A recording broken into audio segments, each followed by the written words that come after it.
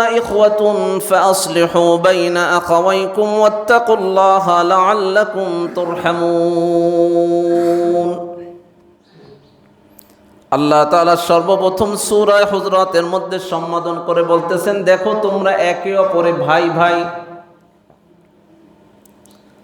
সুতরাং ভাই ভাইয়ের সাথে যেমন আচরণটা সুন্দরজনক শোভা পায়, এক ভাই তার অপর ভাইয়ের জন্য যেমন কল্যাণকামী হয়, ঠিক তদ্রূপ তোমরাও একে অপরের কল্যাণকামী হবে। রাসূলুল্লাহ সাল্লাল্লাহু আলাইহি ওয়াসাল্লামের এক হাদিসের শেষ অংশ দ্বারা নবীজি এটাই বলেছেন, যে সমস্ত হক রয়েছে তার মধ্যে একটি হক এটাতে তুমি তোমার একজন ভাইয়ের কল্যাণকামী হবে, সে উপস্থিত থাকুক বা অনুপস্থিত থাকুক। তাহলে আয়াতের সাথে হাদিসের মিল আছে নাকি? আয়াতের সাথে হাদিসের মিল আছে। নবীজি সাল্লাল্লাহু আলাইহি ওয়াসাল্লাম যেটা বলেছেন এটাও আল্লাহর কথা। মুহাম্মদ হারগিজ না গুফতা তা না গুফতা জিবরিল, জিবরাইল হারগিজ না গুফতা তা না গুফতা রব্বুন জলিল। নবীজি কখনো কোনো কথা বলতেন না যত সময় না জিবরিল আমিন নবীজিকে এসে বলতেন, আর জিবরিল আমিন যত সময় পর্যন্ত ওই সময় পর্যন্ত নবীজিকে কোনো কিছু বলতেন না যত সময় না পর্যন্ত আমার আল্লাহ জিবরাইলকে নবীকে বলার জন্য বলতেন। নবী যেটা বলেছেন এটাও আল্লাহর কথা, যেটা সরাসরি আল্লাহ বলেছেন এটা হয়েছে কোরআন। আর যে লব্জটা নবীজির অন্তরে আল্লাহ তাআলা উদয় করে দিয়েছেন এবং কিছু কিছু জিবরিল আমিনের মাধ্যমে জানিয়েছেন, নবীজি নিজের মুখ থেকে বলেছেন, সেটা হয়েছে হাদিস। সেটা হয়েছে এই কোরআন এবং হাদিসকে যদি আমরা সামনে রাখি, নবীজি সাল্লাল্লাহু আলাইহি ওয়াসাল্লাম বলেছেন, তাহলে তোমরা পথ হারা হবে না, তোমরা পথভ্রষ্ট হবে না, গুমরা হবে না। তারাকতু ফীকুম আমরাইন লান তাদিল্লু মা তামাসসাকতুম বিহিমা কিতাবাল্লাহি ওয়া সুন্নাত রাসূলিহি। নবীজি দুনিয়ার থেকে চলে যাবেন, চিরস্থায়ী দুনিয়ায় থাকার জন্য নবী আসেন নাই। নবীজি এজন্য ঘোষণা করে যান, দেখো আমি তো চলে যাব, আমি তোমাদের জন্য দুইটা জিনিস রেখে গেলাম। একটা হলো কিতাব আল্লাহ, আর দুই নম্বর হলো সুন্নাত রাসূলিল্লাহ। এক নম্বর হলো আল্লাহর কোরআন, দুই নম্বর নবীর আদর্শ। কোরআন যেটা আমরা বুঝি, আর গোটা হাদিসের মধ্যে নবীজির যেটা আদর্শের কথা বলা হয়েছে সেটাই কি বলা হয়, গোটা সুন্নাহ বলা হয়। ও সুন্নাত রাসূলি, রাসূলের সুন্নাত। একজন মানুষ সঠিক পথ পাইতে হইলে এই দুইটাকে সামনে রাখতে হবে। কেউ যদি শুধু কোরআন মানে সে সঠিক পথ পাবে, কথা বলে না, সঠিক পথ পাবে সে। কেউ যদি শুধু হাদিস সামনে রাখে সেও সঠিক পথ পাবে না। সঠিক পথ পাইতে হইলে দুইটাকেই সামনে রাখতে হবে, দুটাকেই কি করতে হবে, সামনে রাখতে হবে। দুইটাকে সামনে রেখে যদি আমি আমার জীবনকে চালাই, তখনই আমার জীবন এটা আল্লাহর চাওয়া, আল্লাহর মর্জি অনুযায়ী আমার জীবন পরিচালনা হবে, রসুলের সন্তুষ্ট অনুযায়ী তখন আমার জীবন পরিচালনা হবে। এজন্য আল্লাহ তাআলা কোরআনে বলতেছেন, দেখো তোমরা একে অপরের ভাই ভাই। একে অপরের কি অর্থাৎ অনেক সময় হয় না যে এলাকার মধ্যে বিভিন্ন গ্যাঞ্জাম সৃষ্টি হইলে মিটানোর জন্য যারা সালিশ বসেন তারা কি বলেন, আরে তোরা তো ভাই ভাইয়ের মতো থাকিস, তাহলে নিজেদের মধ্যে এত গ্যাঞ্জাম কেন? অর্থাৎ ভাই ভাই তো গ্যাঞ্জাম করতে পারে না। আল্লাহ তাআলা সব কিছু আমার আপনার অন্তর থেকে দূর করার জন্য, ভুলিয়ে দেওয়ার জন্য আল্লাহ তাআলা এক কথায় বুঝাইছেন যে তোমরা তো একে অপরের ভাই ভাই।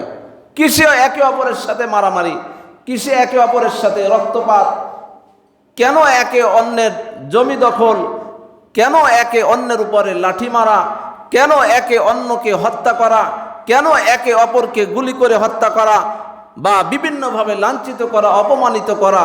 তোমরা তো সকলে ভাই ভাই, তোমরা তো সকলে কি ভাই ভাই। কিন্তু বলেন তো আল্লাহ তাআলা যে ঘোষণা করেছেন যে তুমি এবং আমি, আমরা সকলে একে অপরের ভাই ভাই, সেই ভাই ভাইয়ের সম্পর্ক কি আমাদের মধ্যে আছে?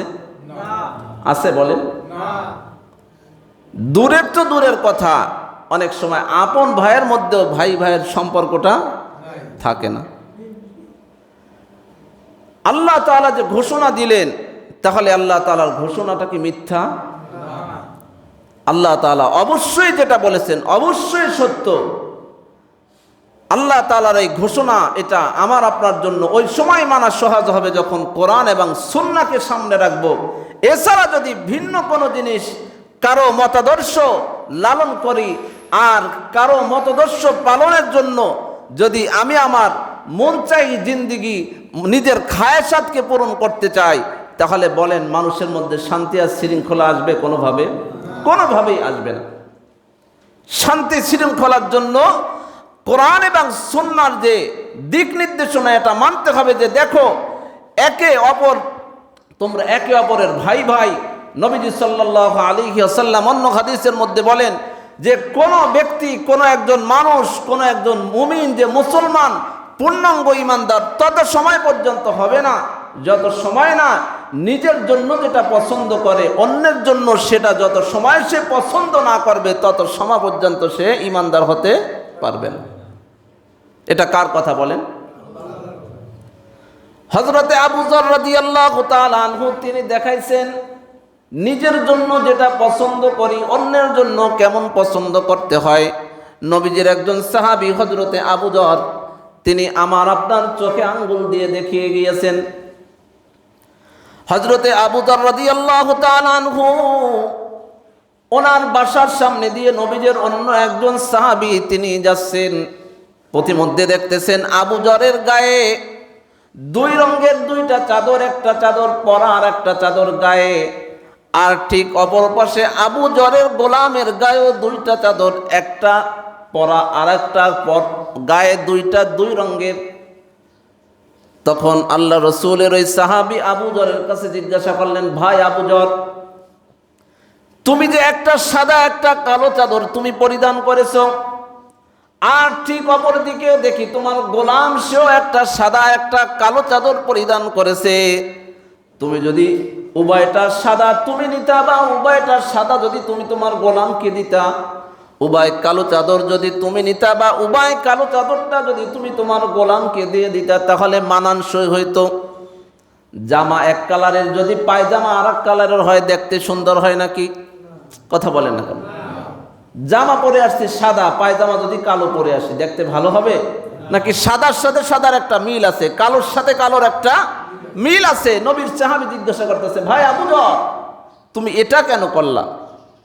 আবু যর বলতেছে, ও রাসূলের সাহাবী আমার ভাই, তুমি কি জানো না নবীজি বলেছেন এই যে গোলাম, যে সমস্ত তোমাদের বাসার যারা কাজের লোক, এরা তোমরা তাদেরকে চাকর মনে করবা না, বরং এরা তোমাদের ভাই।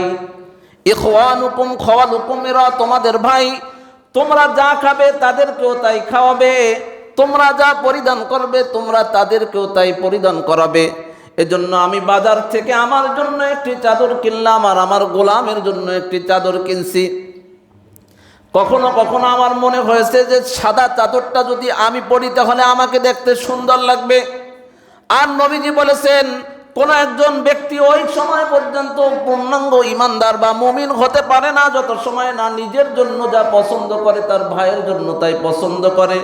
এজন্য আমি সিদ্ধান্ত নিলাম যে সাদা চাদরটা যেহেতু আমার কাছে বেশি পছন্দ, এটা আমার গোলাম আমার ভাইকে দিয়ে দেই। আবার মনে হয় যে না, মনে হয় কালো চাদরটা আমাকে বেশি মানানসই হবে, তখন আমি আবার সিদ্ধান্ত নেই না, কালো চাদরটাই আমি আমার গোলামকে দেই। কিন্তু এক পর্যায়ে আসলে কোনটা আমার কাছে বেশি প্রিয় এটা আমি আর যখন আমি নির্ণয় করতে পারতেছি না, পার্থক্য করতে পারি নাই, তখন উভয় চাদরকে আমি ভাগ করে অর্ধেক অর্ধেক আমার গোলামকে দিয়েছি আর অর্ধেক আমি আবু যর আমার গায়ে জড়াইছি।